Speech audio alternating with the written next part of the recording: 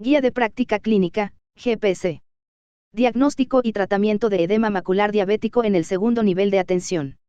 Evidencias y recomendaciones. Catálogo maestro de guías de práctica clínica, IM 772-15. Preguntas a responder.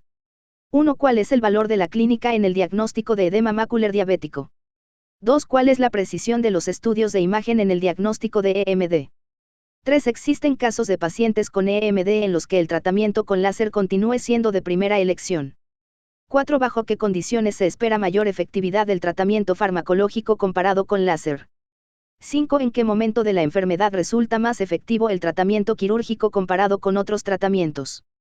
6. ¿Cuáles son los criterios de referencia del segundo a tercer nivel de atención? Justificación. El edema macular diabético es la principal causa de discapacidad visual entre las personas con diabetes.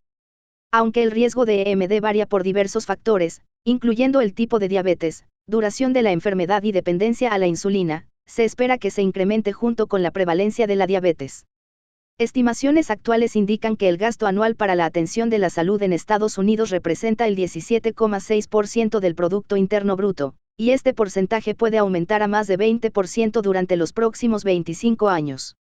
Dentro de los costos por atención a la población diabética, la enfermedad relacionada al ojo contribuye de forma sustancial al costo total. Reportes paralelos indican que la retinopatía diabética es la principal causa de ceguera en los estadounidenses en edad económicamente activa y también, genera más de 10.000 nuevos casos cada año. Los pacientes con edema macular diabético deben trabajar para obtener óptimo control de presión arterial y glucemia, así como de otros factores que incrementan el riesgo de su desarrollo. La prevalencia de retinopatía diabética, obtenida de una revisión sistemática que evaluó un total de 35 estudios que proporcionaron datos de 22.896 individuos con diabetes fue de 34,6%, para la etapa proliferativa fue 6,96%, para el edema macular diabético 6,81%, y para la retinopatía que amenaza la visión fue del 10,2%. Todas las etapas mantuvieron una relación directa con la duración de la diabetes, la hemoglobina A1C y los niveles de presión arterial y fueron mayores en personas con diabetes tipo 1 en comparación con la diabetes tipo 2. Sin embargo, ya en el año 2010, Barma demostró que la incidencia y progresión de la RD entre los latinos es alta en comparación con los blancos no hispanos. En el Instituto Mexicano del Seguro Social, la Dirección de Información en Salud reporta en su página web que en el año 2013 la diabetes mellitus se situó en la 7ª posición a nivel nacional como motivo de consulta, con un total de 677.084 consultas registradas. La misma dirección ofrece un censo de pacientes diabéticos a nivel nacional que reporta 3.568.162, actualizado hasta el año 2014. Tomando esto en consideración podemos estimar que contamos con una gran cantidad de pacientes que están en riesgo de desarrollar edema macular diabético y ceguera, por supuesto que el riesgo es influenciado por diversos factores, motivo por el cual no ofrecemos una cifra exacta. Sin embargo, son datos que deben ser considerados a la hora de cuantificar costos directos e indirectos en esta población. Por otro lado, tenemos que es una cifra altamente variable dadas las características de la población derechohabiente en riesgo de diabetes actual y futura. Sin duda alguna que esta información hace necesario realizar una pausa, que permite concluir que representa un problema de salud grave dado que representa una de las principales causas de atención y de función en población económicamente activa, que conllevan riesgo de ceguera y pensión durante su evolución. Definición. El edema macular diabético es un engrosamiento de la retina central, o la mácula, debido a la acumulación de líquido en la capa de Henle y la capa nuclear interna de la retina, que proviene del compartimiento intravascular. Su flujo, como en el resto de los tejidos, está modulado por el balance entre la presión hidrostática y la presión osmótica, y se encuentra asociado con retinopatía diabética y pérdida visual a largo plazo. El edema macular clínicamente significativo es la modalidad más severa de EMD. Hace casi 30 años, Edwards diagnosticó el edema macular clínicamente significativo por medio de fotografía estereoscópica del fondo de ojo y descubrió que era la causa de pérdida visual moderada en 1 de cada 4 personas en el plazo de 3 años. También mostró que la fotocoagulación con láser focal o en rejilla del área macular reduce el riesgo de pérdida visual a la mitad. El edema macular clínicamente significativo fue definido como uno o más de los siguientes: 1. Engrosamiento de la retina en o dentro de 500 micrómetros de la fóvea. 2. Exudados duros en o dentro de 500 micrómetros de la fóvea, asociados con engrosamiento de la retina adyacente. 3. Engrosamiento de retina del tamaño de un área del disco, localizado a menos de un diámetro papilar del centro de la fóvea. Evidencias y recomendaciones. Diagnóstico. Datos clínicos. En ojos con edema macular clínicamente significativo, la tasa de pérdida visual moderada, una duplicación del ángulo visual, se redujo de 24% a 12% a los 3 años cuando se aplicó fotocoagulación láser. Ojos sin edema macular clínicamente significativo tenían una baja tasa de pérdida de la visión sin tratamiento. En pacientes con retinopatía diabética está indicado realizar una evaluación detallada en busca de edema macular. Una revisión sistemática evaluó los efectos que causa el control de la glucosa respecto al riesgo de desarrollar complicaciones oculares.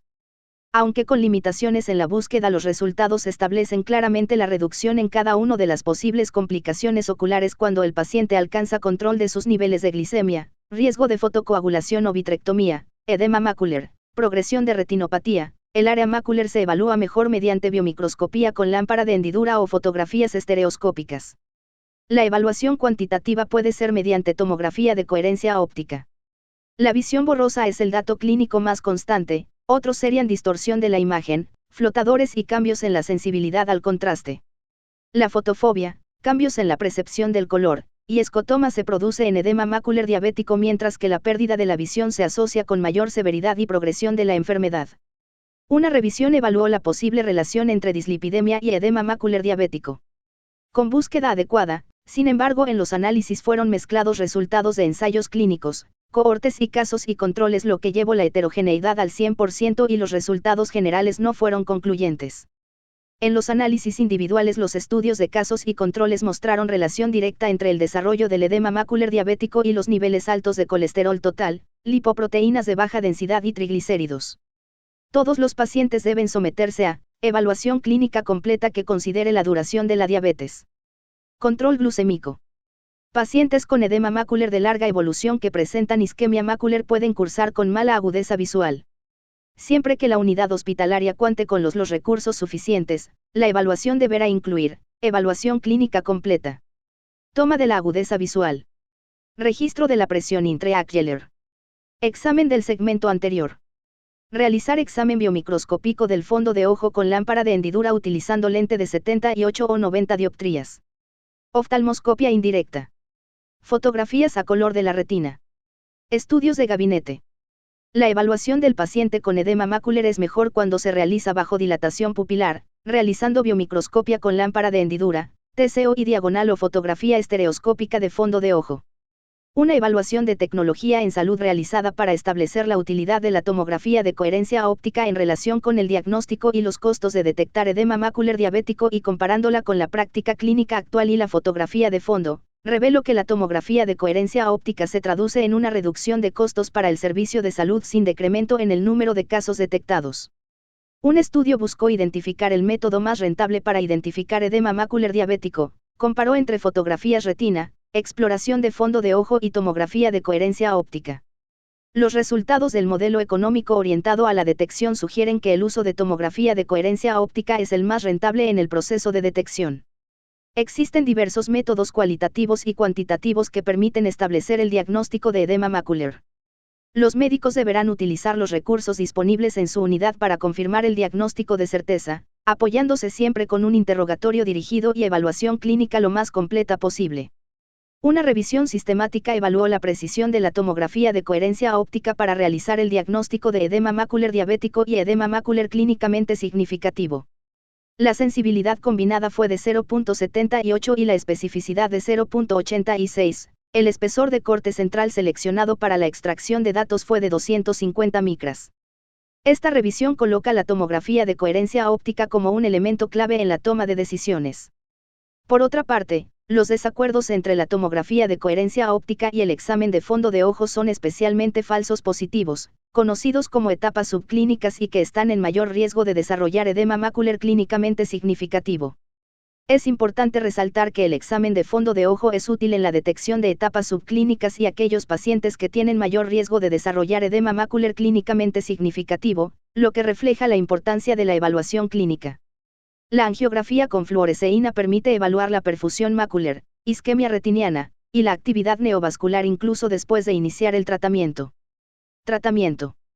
Tratamiento no farmacológico. Fotocoagulación. Aunque los pacientes con visión central normal y edema macular clínicamente significativo fueron incluidos en el estudio, se logró claro beneficio en aquellos que tuvieron agudeza visual pretratamiento de menor que 6/9 y su beneficio se incrementaba cuando la visión era de entre 6/12 y 6/24.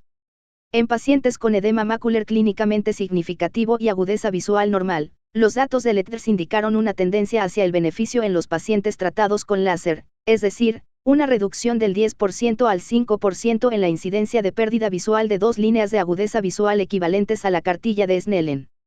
Durante un periodo de seguimiento de 12 meses se evaluó la aplicación de láser central redujo 88 micrómetros en el grupo tratado con láser modificado por ETDRS versus 49 micrómetros en la técnica de cuadrícula única y el volumen de la retina disminuido en 0,8 milímetros y 0,4 milímetros, respectivamente.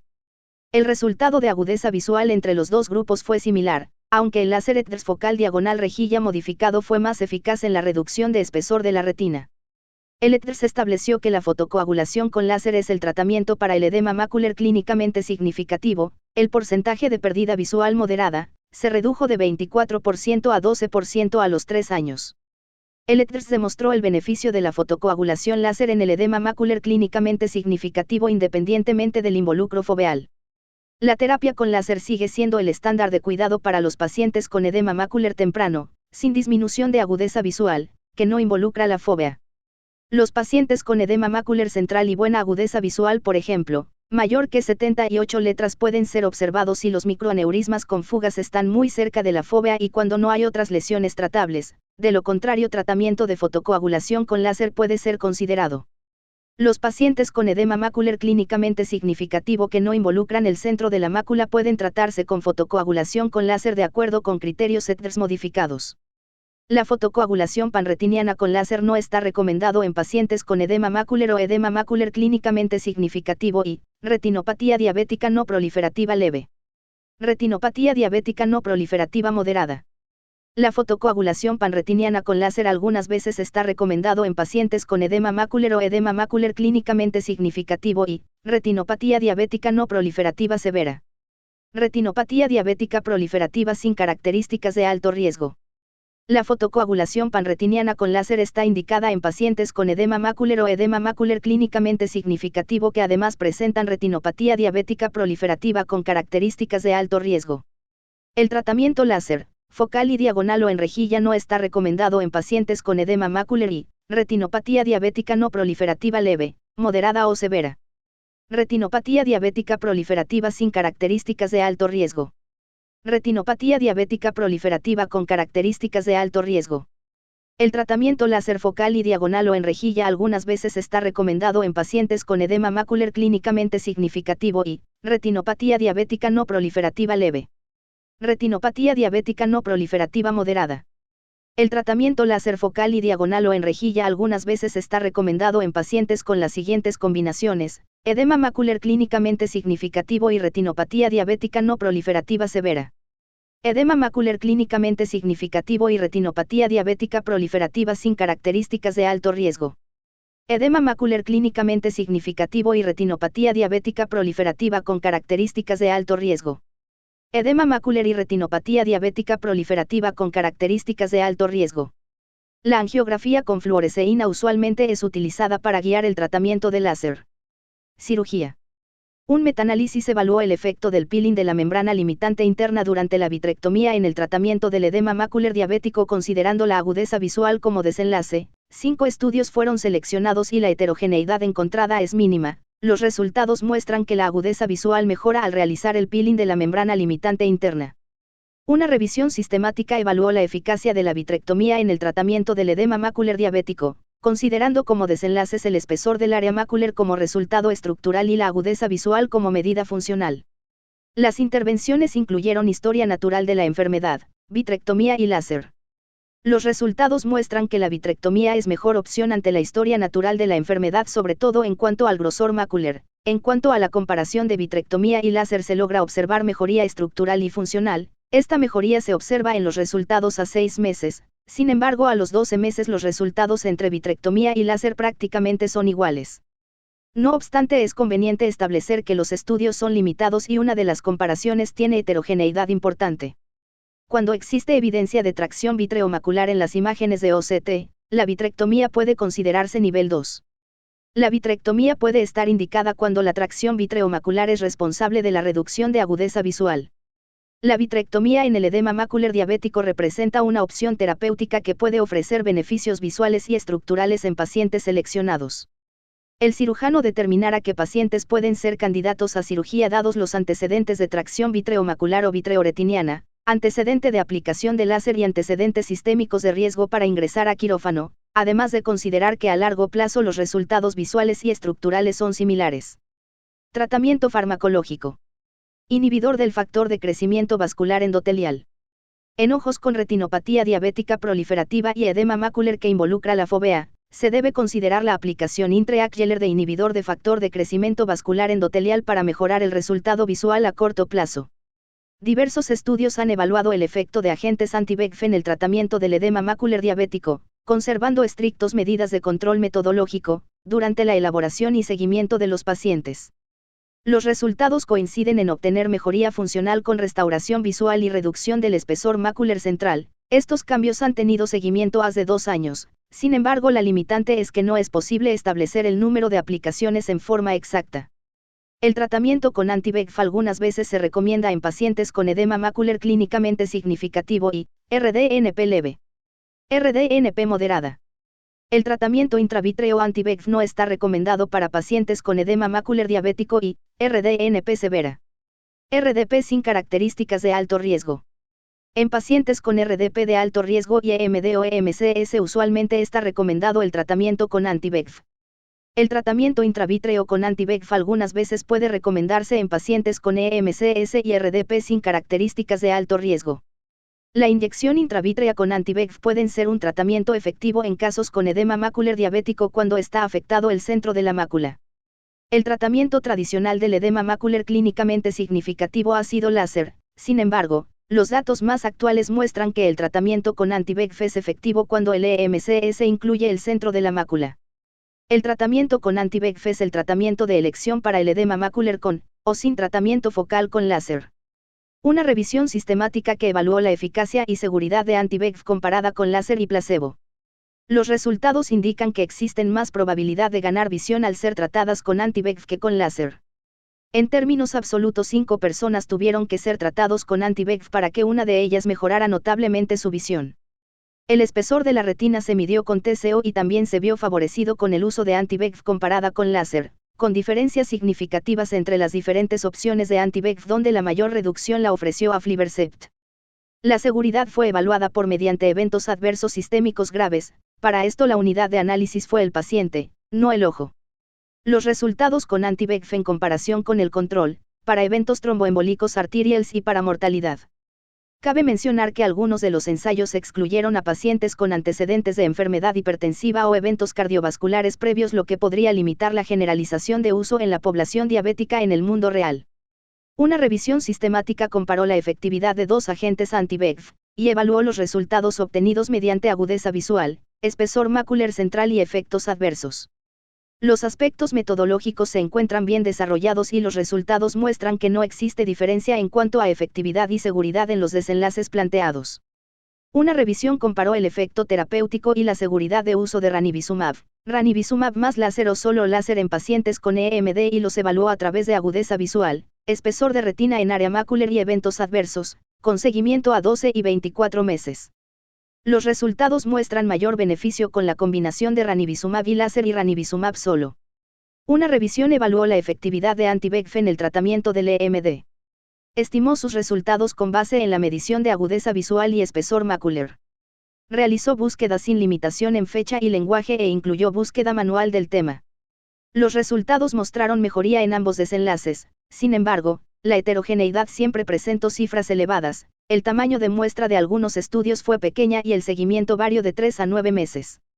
Una revisión comparó el uso de bevacizumab intravítreo, fotocoagulación macular o combinación de bevacizumab con acetonido de triamcinolona en pacientes con EMD. El desenlace primario fue agudeza visual a las 6 semanas y los secundarios fueron espesor macular central y eventos adversos. Se realizó una búsqueda amplia y evaluó los estudios participantes mediante escala de Haddad por 2 revisores independientes. Los resultados de agudeza visual no tuvieron diferencia. Respecto al espesor macular, bevacizumab mostró ser superior y en eventos adversos fue reportado un caso de endoftalmitis e hipertensión ocular. Dentro de las limitaciones es importante mencionar el seguimiento tan corto que se realizó. Existe evidencia de que la terapia anti-VEGF aporta beneficios, como alternativa terapéutica y como complemento del láser. Sin embargo, aún no se encuentra disponible en todas las unidades hospitalarias, por lo que el médico deberá hacer uso de los recursos que tenga disponibles a su alcance para tratar a cada paciente, considerando las características clínicas individuales, etapa de retinopatía diabética en la que se encuentre, presencia de EMD o MCS y control de las enfermedades crónicas con las que curse. Los pacientes que no quieren o no son aptos para inyecciones intravítreas de anti-VEGF, se puede ofrecer tratamiento con láser selectivo macular, cuando se considere apropiado por el oftalmólogo tratante. Un metaanálisis para evaluar los efectos sistémicos de ranibizumab en el tratamiento de EMD. Es importante mencionar que todos los ensayos seleccionados coincidían en excluir a pacientes con enfermedad vascular sistémica, accidente vascular cerebral, infarto del miocardio, hipertensión arterial sistémica descontrolada, diabetes descontrolada o falla renal. Los desenlaces fueron considerados: infarto al miocardio, accidente cerebrovascular, muerte vascular y mortalidad general. Se localizaron ensayos que comparan ranibizumab con fotocoagulación, triamcinolona y placebo. Se observó considerable variabilidad de acuerdo a la intensidad de tratamiento, y con base en el modelo de regresión logística se mostró una significancia estadística dosis dependiente con la mortalidad global. La variable predictora fue el volumen total de ranibizumab administrado, que se traduce en el número total de inyecciones aplicadas. Una revisión sistemática evaluó la seguridad de la inyección intravítrea de bevacizumab en el tratamiento del EMD. Buscando específicamente beneficio terapéutico sobre agudeza visual, morbilidad y mortalidad. Se comparó bevacizumab con triamcinolona, pegaptanib, ranibizumab, fotocoagulación láser y placebo. En pacientes sin tratamiento previo, el uso de bevacizumab mejoró significativamente la agudeza visual en comparación con láser. El beneficio real obtenido a las 52 semanas fue de entre 15 y 19%. Sin embargo, los pacientes que recibieron bevacizumab experimentaron más eventos adversos que aquellos que recibieron láser. Respecto al resto de las comparaciones, la información se ha considerado con riesgo de sesgo e inespecífica. Los autores concluyen que la evidencia es insuficiente para la toma de decisiones. Una revisión sistémica, que evalúa la eficacia de los anti-VEGF en el tratamiento de EMD. Los resultados fueron evaluados mediante ganancia de agudeza visual. Sin embargo, la evidencia fue clasificada a través de grade como moderada debido a que el proceso de aleatorización y ocultación no fue claro, por lo que los resultados se consideraron dudosos y no concluyentes. Una revisión sistémica, con el objetivo de evaluar la efectividad del aflibercept intravítreo comparado con otros regímenes de tratamiento sin licencia en Estados Unidos, que son aplicados en el tratamiento de EMD como implante de dexametasona y acetato de fluocinolona. El resultado fue la mejor agudeza visual corregida.